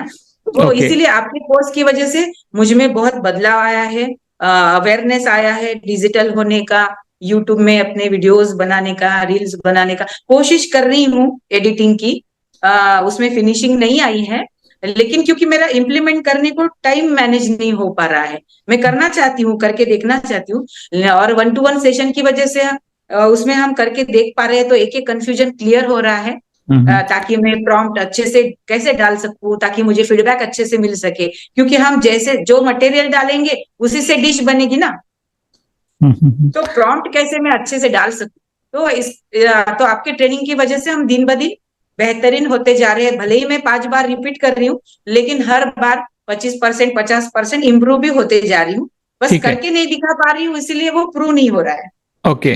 क्योंकि आप रिपीट कर पा रहे हैं इसलिए ये क्वेश्चन आपको पूछ सकता हूँ, शायद से बाकी लोगों को ये पूछ नहीं सकता क्योंकि आप काफी 1-2 बार रिपीट कर चुके हैं कि 5 बार सर, 5वीं बार चालू है ये. अच्छी बात है. देखो जैसे गुलाब जामुन होता है ना, वो मीठे पानी में जितना ज्यादा दिन रहेगा उतना ज्यादा मीठा होता है. सक्सेसफुल लोगों ने कहा है कि प्रैक्टिस मेक्स मैन परफेक्ट. अगर हमने 15 से 20 साल, मैं तो बात करता हूं अलग तरीके से, 2024 चल रहा है, 1956 से एलआईसी का स्थापना हुआ, तब से लेके आज तक भारत में जो काम करने का तरीका है, वो फिजिकल तरीके से काम चल रहा है, जिसमें 3 स्टेप में काम चलता है. पहला स्टेप कस्टमर को फोन करके अपॉइंटमेंट मांगो. दूसरा स्टेप उसके घर जाके उसको प्रेजेंटेशन दो, वो बोलता है सोचकर बताएंगे, तो उसको फॉलोअप करो, उसको फोन करके फॉलोअप करो. ये एक फिजिकल सिस्टम है जिसके अंदर भारत के 14 लाख से ज्यादा इंश्योरेंस एडवाइजर, एलआईसी एडवाइजर काम कर रहे हैं. अब इसमें कुछ रिजेक्शंस है. हम कस्टमर को फोन करते हैं, अब हम अकेले नहीं फोन करते हैं, काफी सारा मार्केट में क्रेडिट कार्ड बेचने वाले फोन करते हैं, डेबिट कार्ड बेचने वाले फोन करते हैं, सिम कार्ड बेचने वाले फोन करते हैं, बजाज फाइनेंस के फोन करते हैं, डीमेट अकाउंट ओपन करने वाले फोन करते हैं, बजाज, फिर उसके बाद में यानी कि इतने सारे फोन मार्केट में जा रहे हैं. Private insurance company advisor phone करते हैं, म्यूचुअल फंड है, ये है, वो है. तो एक कस्टमर अपने जिंदगी में बिजनेस कर रहा है, जॉब कर रहा है, और उसको काफी सारे अननोन फोन आ रहे हैं, ये खरीद लो, वो खरीद लो. तो कहीं तो भी थोड़ा सा इरिटेशन फैक्टर जो पहले नहीं था, 10 साल पहले इतना नहीं था, अब थोड़ा सा बढ़ रहा है। ये एक ऑब्जर्वेशन हमारा। उसके कारण क्या हो रहा है, जब एक इंश्योरेंस एडवाइजर फोन करता है अपॉइंटमेंट के लिए, तो बहुत बार ऐसे होता है कि कस्टमर बोलता है टाइम नहीं है, अभी मेरे पास ऑलरेडी इंश्योरेंस है, या हमने करा रखा है, हमारा इंश्योरेंस एडवाइजर है, वगैरह वगैरह वगैरह। ये एक पहला चैलेंज हो गया। दूसरा चैलेंज, जब आप किसी के घर जाके प्लान समझाते हो, समझा दिया प्लान, आप 10 लोगों को प्लान समझाइए, 10 में से 6 लोग कहते हैं कि हम सोच कर बताएंगे, आम्ही विचार करू आणि तुम्हाला सांगू। तो इतना सब करके जब वो बोलता है सोच कर बताएंगे, तो ठीक है, हम थोड़ा सा कोशिश करते हैं, लेकिन फिर हम उसको फॉलोअप करते हैं। तो फॉलोअप करते हैं कि 5-6 दिन के बाद कॉल करते हैं। जब 5-6 दिन कॉल करते हैं, एक बार 2 बार 3 बार तो फोन उठा लेते वो, लेकिन बाद में वो फोन उठाना बंद कर देते कभी कभी, समटाइम्स, है ना। और हम जब 2-4 बार उन्होंने फोन नहीं उठाया, तो हमें ऐसा लगता है कि शायद से ये नेगेटिव हम नहीं लेना चाहते शायद से, तो आप भी उनको फॉलोअप करना बंद कर देते हैं। ये 3 पड़ाव में हम जो बिजनेस कर रहे हैं, हम यानी कि सालों से जो बिजनेस कर रहे हैं, भारत का 70-80-90% बिजनेस आज भी इसी सिस्टम के द्वारा हो रहा है। और ये सिस्टम कहीं तो भी ट्रेडिशनल हो चुका है, कहीं तो भी सिस्टम में हो सकता है कि कभी कभी कस्टमर को वो फैक्टर उतना अच्छा नहीं हो पा रहा है। तो हम इसको, इसके साथ में आपको एक एडिशनल वैल्यू ऐड करना चाहते हैं, वैल्यू मार्केटिंग के माध्यम से, जिसमें हम कह रहे हैं कि आप अपना वीडियो बनाओ। अभी जूम मीटिंग के माध्यम से आप मुझे सुन पा रहे हैं, आप गढ़चिरौली से, मैं नासिक से, लेकिन हम आराम से बात कर रहे हैं। ऐसे ही जूम मीटिंग के माध्यम से आप कस्टमर को गढ़चिरौली से बैठकर, आप अपने घर में बैठकर नासिक के कस्टमर को प्लान समझा सकते हैं, दुबई के कस्टमर को प्लान समझा सकते हैं, पूरे दुनिया के कस्टमर को प्लान समझा सकते हैं। अभी आपसे पहले मैंने 2-3 दिन पहले बिलासपुर डिवीजन से कौशल्या पुरंजन पटेल पार्टिसिपेंट है हमारे, जिन्होंने 100 आनंदा पूरा किया है, 100 आनंदा, और उन्होंने उनको जोन से बहुत अच्छा सम्मानित किया गया कि आपने 100 आनंदा पॉलिसी किया आनंदा के माध्यम से। तो अगर डिजिटल मार्केटिंग हो रहा है, अगर हम मार्केट में डिजिटल हो रहे हैं, तो हम घर बैठे भी पॉलिसी कर सकते हैं। ये जो परिवर्तन है, ये परिवर्तन को पूरा करने में 1 साल लग गया, 2 साल लग गया, तो भी कोई बड़ी बात नहीं है, क्योंकि ये सालों से चला आने वाला जो सिस्टम है, उसको बदलने की कोशिश कर रहे हैं। ठीक है, तो थोड़ा वक्त लगे तो कोई दिक्कत नहीं है। ये मुझे सवाल था। मेरा सवाल आपको यह है कि आपने उस वक्त भी प्रोग्राम किया था जब हम आपको ट्रेनिंग देते थे और ट्रेनिंग की रिकॉर्डिंग देते थे, ये हमारा काम था, ठीक है। फिर हमने सोचा कि और क्या कर सकते हैं आपका इंप्लीमेंटेशन बढ़ाने के लिए। फिर हमने कोचिंग टीम क्रिएट किया। फिर हमारे पास परिणीता मैडम है, निर्मिति मैडम है, पायल मैडम है। इनके माध्यम से ट्रेनिंग के अलावा आप लोगों को डेडिकेटेड 20 से 25 मिनट का 1-to-1 जूम मीटिंग के माध्यम से एग्जैक्टली क्या गलती हो रहा है बताओ, और उसका सोल्यूशन आपको देने के लिए रेडी है। तो ये जो कोचिंग हमने स्टार्ट किया, जो इस बैच में काफी बार आपने देखा होगा, लगभग हर पार्टिसिपेंट के साथ 2 बार 3 बार हम कोचिंग करा रहे हैं। हमारा इंटेंशन क्या, इंप्लीमेंटेशन बढ़े। और मुझे जितना मेरी टीम हर किसी के बारे में फीडबैक देती रहती है, बात करती रहती है, आपके बारे में भी एक मुझे ऑब्जर्वेशन ऐसा आया कि जब आपका विजन बोर्ड बना रहे थे, आप काफी इमोशनल हो गए थे उस वक्त। और ये अच्छी बात है। देखो, विजन बोर्ड ये हमारे आने वाले 5-10 साल का विजन होता है। तो मुझे बहुत बार हम फीडबैक आते रहते हैं पार्टिसिपेंट्स के बारे में, तो मुझसे तो आप इमोशनली कनेक्ट हो चुके हैं, इसलिए हमारा ट्रेनिंग करिए, मैं जानता हूं। लेकिन ये बहुत अच्छा लगता है कि जब हमारे एम्प्लॉयज, हमारे टीम मेंबर से भी आप इतना कनेक्ट हो जाते हैं, जब हमारी टीम भी आपको उतना कोऑपरेट कर पा रहे हैं कि आप उनसे इमोशनली कनेक्ट हो पा रहे हैं। ये क्या लगता है आपको, इस एक फीचर को आप कैसे देखते हैं एज अ ट्रेनिंग कंपनी के तौर पे, एज अ सपोर्ट के तौर पे? क्या आपकी जिंदगी में इस प्रकार का 1-to-1 कोचिंग आपके इंप्लीमेंटेशन को बढ़ा सकता है, और कैसे फीलिंग होता है आपको इस प्रकार की सर्विस? बहुत अच्छा फीलिंग होता है। जैसे मैंने पहले भी कहा था कि 1-to-1 सेशन की वजह से मेरे बहुत से पॉइंट क्लियर हो गए हैं, कॉन्फिडेंस बढ़ गया क्योंकि नॉलेज बढ़ गया है। तो इम्प्लीमेंट करने की वजह से हम जो 4th स्टेज पे थे, कहीं तो भी हम 6 पे 7 पे आ जाते हैं, उसको ग्रो कर पाते हैं 1-to-1 सेशन की वजह से। और आपका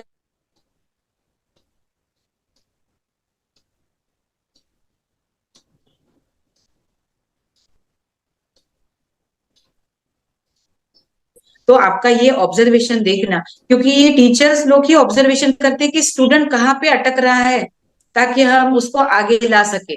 तो आपने ये सब ऑब्जर्वेशन करके ये सोचा है 1-to-1 सेशन का। तो आपको भी पता चला कि 1-to-1 सेशन से, क्योंकि कुछ कुछ सवाल आपसे नहीं पूछ पाते, सब लोग डर जाते हैं या सीधी क्वेश्चंस नहीं पूछ पाते, और आप बहुत बिजी भी रहते हैं, तो अच्छा नहीं लगता आपको पूछना। तो हमारे कंफ्यूजन कैसे क्लियर हो जाएंगे? तो ये 1-to-1 सेशन की वजह से क्लियर भी हो गए हैं, और हम अच्छे से उस पर इम्प्लीमेंट कर पा रहे हैं। इतना अच्छे से फॉलोअप लेते हैं वो कि हमको सीखना ही पड़ता है कि क्या जवाब देने। तो फॉलोअप लेते हैं। हाँ, तो सीखना अच्छा भी लगता है, और हम वो सीख के दिखाते हैं ताकि हम फीडबैक कैसे दे सके ना, सामने वाला कोई पूछने वाला रहा तो हमको बताना ही पड़ेगा ना, जी। तो बताने की उसमें हम सीख लेते हैं, तो अच्छा लगता है। और पिछली बार भी मैंने एक वीडियो बनाया था आपकी सेशन के बारे में। मुझे बहुत अच्छा लगता है कि मैं आपसे जुड़ गई, आपकी वजह से मेरा कॉन्फिडेंस बढ़ा, नॉलेज बढ़ा, मैं ज्यादा से ज्यादा लोगों तक पहुंच पाई, जो जरूरतमंद है वो भी मेरे तक पहुंच पाएगा। जैसे मैंने सही कहा है। कि मुझे मदद करना अच्छा लगता है, जरूरतमंद तक पहुंचना अच्छा लगता है। भले जी। कोई करे ना करे, लेकिन मैं सर्विस देके भी मुझे सुकून मिलता है कि मैं किसी के काम आई। तो मुझे हम्म। पॉलिसी मिलने के बाद जितनी खुशी नहीं होती, जितनी हम्म। मुझे सर्विस देने में होती है। क्या बात है, आप एक सर्विस ओरिएंटेड वुमन है ना। मेरा दर्शकों को बताना चाहूंगा, क्योंकि बहुत बार हमने अभी डिस्कस किया ट्रेनिंग के बारे में, हमारे सिस्टम के बारे में, तो आपको डेफिनेटली सवाल पैदा होगा ये है क्या। तो वैल्यू मार्केटिंग सिस्टम क्या है? वैल्यू मार्केटिंग एक कॉन्सेप्ट है जिसके माध्यम से हम आपको सिखाते हैं कि मार्केटिंग करने से पहले आप वैल्यू कैसे क्रिएट कर सकते हैं। और इसको सिखाने के लिए हमने एक 2.5 से 3 घंटे का फ्री वेबिनार रखा है। उसकी जानकारी आपको इसी वीडियो के डिस्क्रिप्शन बॉक्स में मिल जाएगी। ऐसे ही इंटरव्यू हमने काफी सारे सक्सेसफुल एडवाइजर्स के लिए है। और मैं आपको शॉर्ट में बताना चाहूंगा, जैसे आप यूट्यूब में जाके चेतना बटुआर मैडम का नाम डाला था आपने, ऐसे ही आप अगर संतोष गारे टाइप करेंगे, संतोष गारे, तो आपको इस प्रकार से हमारा यूट्यूब चैनल दिखेगा। इस चैनल के अंदर बहुत सारे सक्सेसफुल वीडियोस है। संतोष गारे, आप देखिए यहाँ पे इतने सारे इंटरव्यूज के वीडियोस है, और ये सभी वीडियोस आप देख सकते हैं। किसी भी वीडियो में आप अगर क्लिक करते हैं, और क्लिक करने के बाद में अगर आप उस वीडियो के डिस्क्रिप्शन बॉक्स में जाएंगे, यहाँ पे आप देख रहे हैं ये डिस्क्रिप्शन है, ये डिस्क्रिप्शन में जाइए तो आपको डिटेल में दिखेगा कि अभी हमारा अपकमिंग 2.5 से 3 घंटे का फ्री वेबिनार इस वैल्यू मार्केटिंग कॉन्सेप्ट के ऊपर, एक 2 से 2.5 घंटे का फ्री प्रोग्राम कब है, उसका तारीख क्या है, डेट क्या है, उसके अंदर क्या कंटेंट लेते हैं, हमारे व्हाट्सएप ग्रुप को ज्वाइन करने के लिए आप कौन से लिंक को क्लिक कर सकते हैं, जूम डिटेल्स क्या है, और पर्सनलाइज ये मेरा व्हाट्सएप लिंक है जिसको क्लिक करके आप मुझे मैसेज कर सकते हैं। और ये सभी चीजों को जानने के लिए आप हमसे कनेक्ट हो सकते हैं।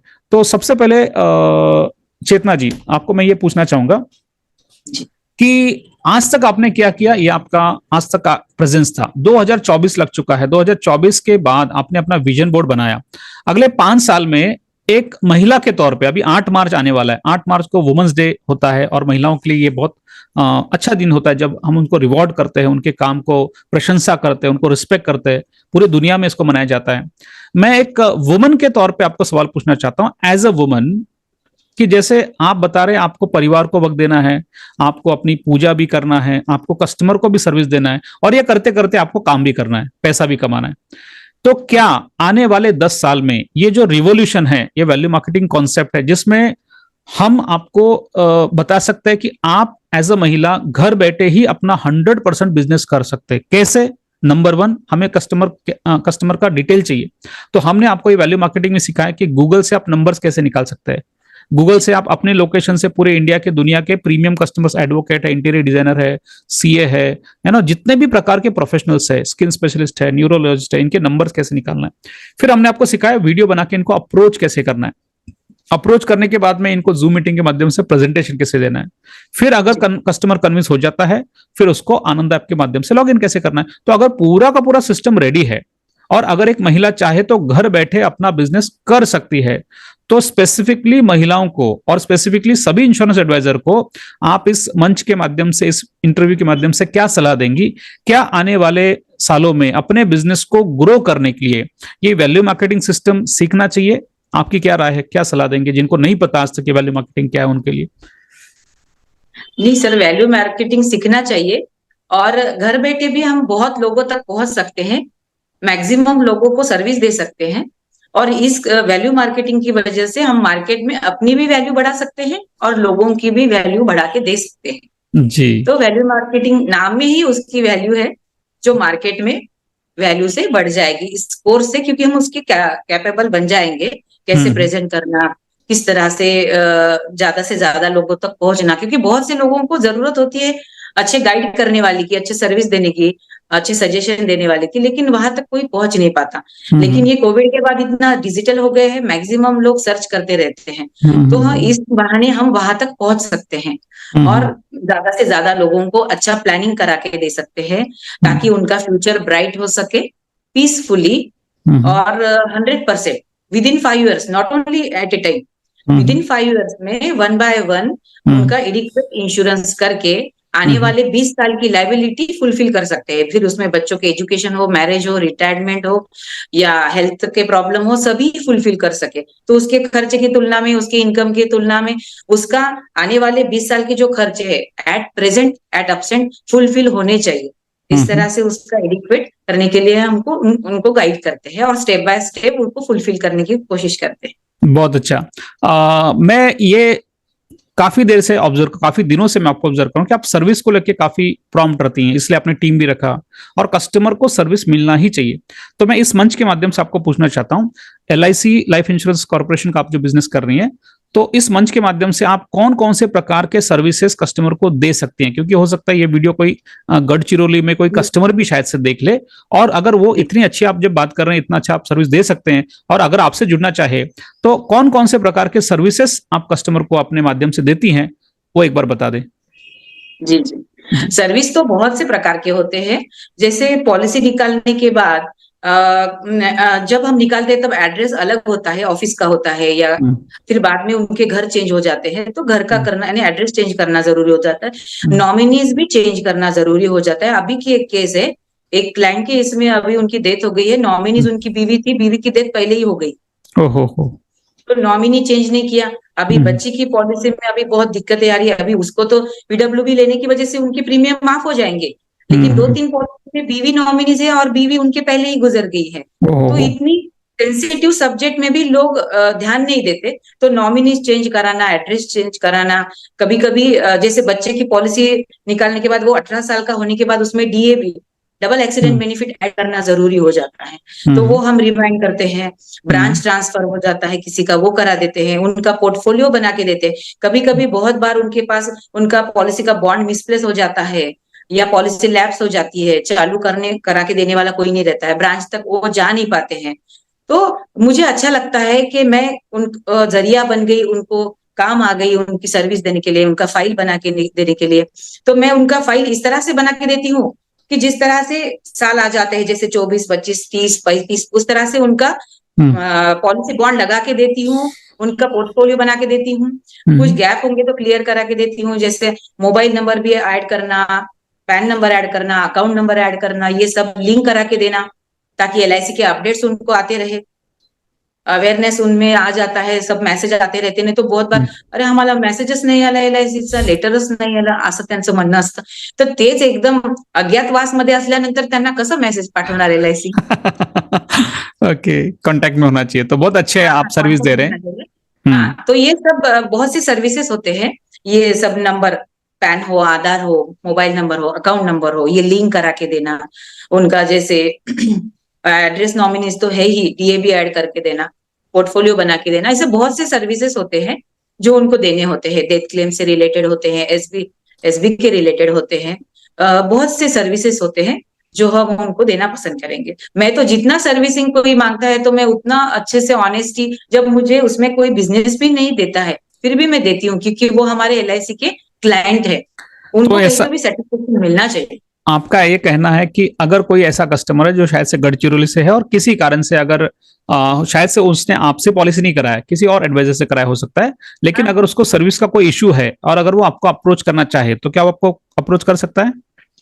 हाँ, कर सकता है, और मैं उनको अच्छे से सर्विस भी देती हूँ. और बहुत से क्लाइंट ने मुझे ये भी कहा कि मैडम एजेंट चेंज कर सकते हैं क्या? नहीं, देखिए वो आपका आप सर्विस देते हो और किसी और को बेनिफिट मिल रहा है. मुझे मैंने कहा कि मुझे नहीं चाहिए, मुझे करना अच्छा लगता है करके मैं करती हूँ, लेकिन मुझे अब तक 50-100 लोगों ने कहा कि हमको एजेंट चेंज करके आपको रखना है, क्योंकि आप हमको सर्विस देती हो, आपको कुछ नहीं मिल रहा है.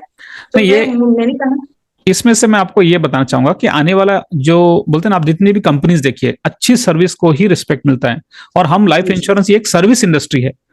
तो इनिशियल डेज में आज से 15-20 साल पहले इसका नजरिया अलग था, लेकिन आज की डेट में जब कंपटीशन बढ़ गया है तो जो व्यक्ति अच्छा सर्विस देगा डेफिनेटली कस्टमर उसके साथ कनेक्टेड रहेंगे. मेरा और एक सवाल अलग है थोड़ा सा, क्योंकि आप थोड़ा सा प्रीमियम बिजनेस करती हैं, आपका प्रीमियम भी अच्छा है, 50,000 साल का या उससे ज्यादा का प्रीमियम आप बेचती हैं. मैं आपको कॉन्टेक्स्ट देता हूं, फिर मुझे आप आंसर दीजिएगा. मेरा कॉन्टेक्स्ट यह है कि मार्केट में 4 प्रकार की कारें बिकती है. नैनो कार बिकती है 1-1.5 लाख रुपए की. मारुति कार बिकती है 7-8 लाख रुपए की, फिर मर्सिडीज कार बिकती है 40-50 लाख रुपए की, और रोल्स रॉयस बिकती है 5-6 करोड़ रुपए की। मेरा मानना यह है कि ये 4 जो कार है, इसको खरीदने वाले कस्टमर का सेगमेंट अलग है। जो 1-1.5 लाख रुपए की कार खरीदते हैं वो लोग अलग है, उनकी सोच भी अलग है, उनका खरीदने का तरीका अलग है, उनका खरीदने का ऑब्जेक्टिव अलग है। जो 7-8 लाख रुपए की मारुति कार खरीद रहा है वो सेगमेंट अलग है, उनकी सोच अलग है, उनके सवाल अलग है, उनके प्रॉब्लम्स अलग है। जो 40-50 लाख रुपए की कार खरीद रहा है मर्सिडीज, वो लोग अलग है, उनकी सोच अलग है। ये मैं आपको इसलिए बता रहा हूं क्योंकि लाइफ इंश्योरेंस में हमें कुछ ऐसे कस्टमर मिलते हैं जो साल का 25-30 हजार पे कर सकते हैं, कुछ ऐसे भी कस्टमर होते हैं जो साल का 1-2 लाख पे कर सकते हैं, कुछ ऐसे मिलते हैं जो 10 से 15 लाख पे कर सकते हैं, कुछ ऐसे भी जो 50 लाख 1 करोड़ भी पे करते हैं। सवाल मेरा यह है, अक्सर ऐसा पाया जाता है, मेरा ऑब्जर्वेशन 15 साल लगभग मैंने जो इंश्योरेंस इंडस्ट्री में दिया, तो मैंने ऑब्जर्व किया कि काफी सारे लोग सालों तक इसी सेगमेंट को अप्रोच करते हैं जो साल का ज्यादा से ज्यादा 25,000, 50,000, 1 लाख तक दे सकता है, और इसी से कभी कभी वो 2-3 लाख रुपए मांगने की अपेक्षा करते हैं, कभी कभी वो बोलते हैं हमारे पास पैसा नहीं, या फिर हम नहीं पे कर पाते, और उन्हें लगता है कि शायद से कस्टमर के पास पैसा ही नहीं है। ठीक है, जबकि हम सही जगह अगर अप्रोच करें, ऐसे लोगों को अप्रोच करें कि जो हमें ज्यादा प्रीमियम दे सकते हैं, तो हम ज्यादा प्रीमियम ला सकते हैं। लेकिन शायद से हमें सही तरीके से बड़े प्रीमियम देने वाले कस्टमर को अप्रोच करने का तरीका शायद से नहीं पता। जो व्यक्ति मार्केट में 10 लाख का प्रीमियम दे सकता है, ऐसे लोगों को अप्रोच कैसे करना है।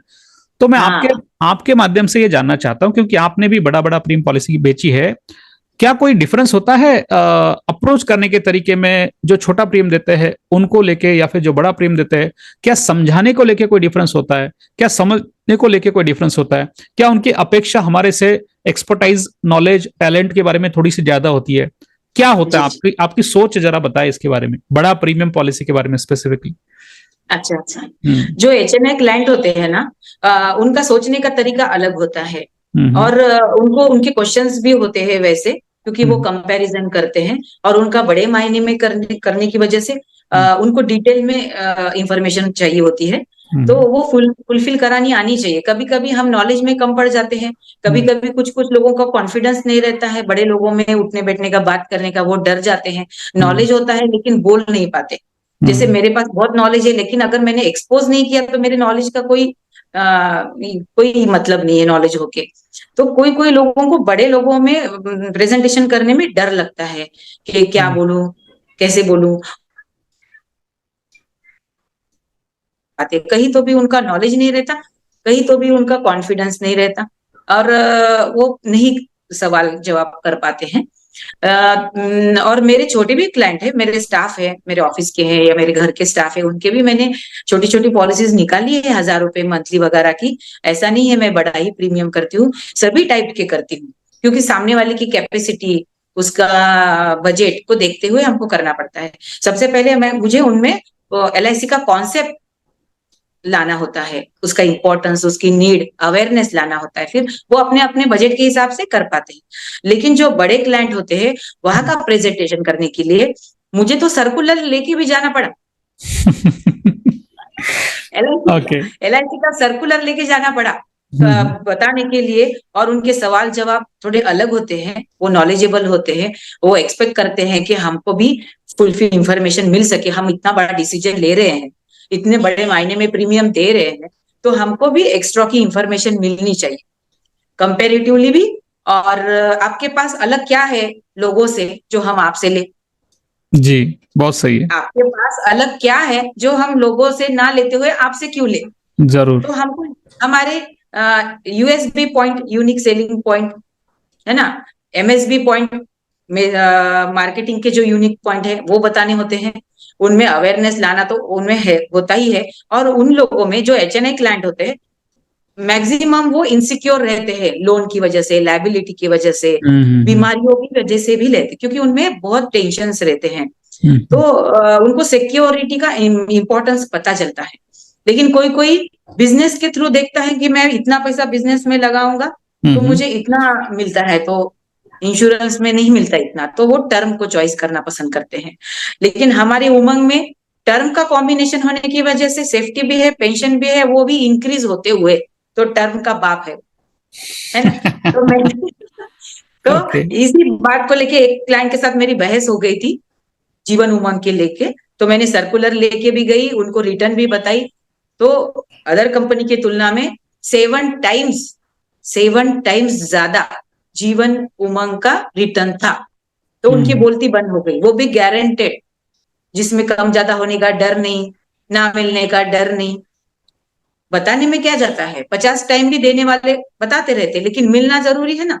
और सर्विसिंग को लेके भी बहुत मायने रखता है। प्राइवेट कंपनियों में, मैं किसी का नाम नहीं लेना चाहूंगी, लेकिन प्राइवेट कंपनियों में सर्विसिंग को लेके और क्लेम के वक्त इतनी कॉम्प्लिकेशंस क्रिएट हो जाती है कि क्लेम तो मिलना दूर, वो डिक्लाइन हो जाता है, रिजेक्ट हो जाता है, पोस्टपोन हो जाता है। तो घर वालों को लगता है कि जिस काम के लिए निकाले थे वो काम ही पूरा नहीं हो पा रहा। तो हमारे LIC में सर्विस भी बहुत अच्छी है, प्रेजेंटेशन भी ऐसे करा देते हैं, प्लान भी इतने अच्छे अच्छे हैं, नीड बेस अगर सेल करते हैं तो। और देने के लिए ही बैठे हैं तो देना तो है ही, तो वेरीफाई तो करेंगे ही कि इंटेंशन कैसा है सामने वाले का। सही है। है ना? आखिरी सवाल पूछता हूं, क्योंकि हम काफी देर से बात करें, वैसे तो बात करते रहेंगे 2-3 घंटा तो भी कम पड़ेगा। एक विचार मैं हमेशा ट्रेनिंग में बोलते रहता हूं, आपको भी बोलूंगा कि कुछ किए बिना जय जयकार नहीं होती और कोशिश करने वालों की कभी हार नहीं होती। तो एक इंश्योरेंस एडवाइजर को ये विचार कितना वैलिड होता है, कितना उसको मैच करता है, और कितना ये उसके जिंदगी में उसके ग्रोथ को लेके उसको हमेशा याद रहना चाहिए कि कुछ किए बिना जय जयकार नहीं होने वाली और कोशिश करने वालों की कभी हार नहीं होती। आप इसे कैसे देखते, बताइए। उसको तो मैं बहुत अच्छे से देखती हूँ, क्योंकि कोशिश करने वालों की हार नहीं होती, क्योंकि ट्राई अगेन एंड अगेन। अगर नो आ रहा है सामने से, जैसे 10 में 10 लोगों को मिली हूँ, 2 नो आ रहा है, अगर मैंने 9 को 20 कर दिया तो मेरे यस भी बढ़ेंगे ना ज्यादा। जी। तो कहने का मतलब है कि मुझे ट्राई अगेन एंड अगेन, कोशिश करते रहना है जब तक हासिल नहीं होना है। और हासिल तो होना ही है, क्योंकि हमारी चीज ब्रांडेड है, रिटर्न अच्छे है, कंपनी रेपुटेड है, सर्विस भी देने वाला अच्छा है। और हमको आज की इनसिक्योर लाइफ में सिक्योर होना जरूरी है, क्योंकि कोविड के बाद लोगों में वो अवेयरनेस आया है, सेफ्टी का इंपॉर्टेंस पता चला है, इनसिक्योरिटी का इंपॉर्टेंस पता चल गया है, उसकी वजह से वो अवेयर हो गए हैं। तो उनको लग रहा है कि हमारे जैसे ही हमारे घर वालों की जिम्मेदारियां कोई तो भी पूरा करे, जो हमारे साथ भी मदद करे और हमारे पीछे एट एनी कॉस्ट करे। ओके। तो वो रेपुटेड कंपनी ही दे सकती है गारंटेड प्लान, और वो भी ऐसे बंदे से जो फैमिली एडवाइजर की तरह हमेशा टच में रहे। इसलिए मैं मेरे बहुत से क्लाइंट को मेरा नंबर घर वालों को देके रखने के लिए बोलती हूँ। पॉलिसी बॉन्ड के साथ साथ मेरा नंबर भी रख देती हूँ, मेरा एड्रेस वगैरह, कि कभी भी कोई दिक्कत आती है तो मुझे कॉल करे, क्योंकि उसी वक्त हमारा सच्चा रोल है। पॉलिसी देते वक्त तो है ही, लेकिन क्लेम के वक्त हमारा सच्चा रोल है कि उन घर वालों को हमको आधार देना है, जो घर वाले की वजह से उनको कहीं तो भी वो डिस्टर्ब हो गए थे, तो हमको उनको आधार देना है और उस तूफान से बचा के साहिल तक लाना है। बहुत अच्छा। तो बहुत अच्छा लगा चेतना जी आपसे बात करके, और बहुत सारे अलग अलग विषयों पे हमने बात किया, और डेफिनेटली हम आपको आने वाले साल के आपके टारगेट को पूरा करने के लिए शुभकामनाएं देते हैं। और thank you for giving your precious time. Thank you. Welcome sir, thank you. Thank you.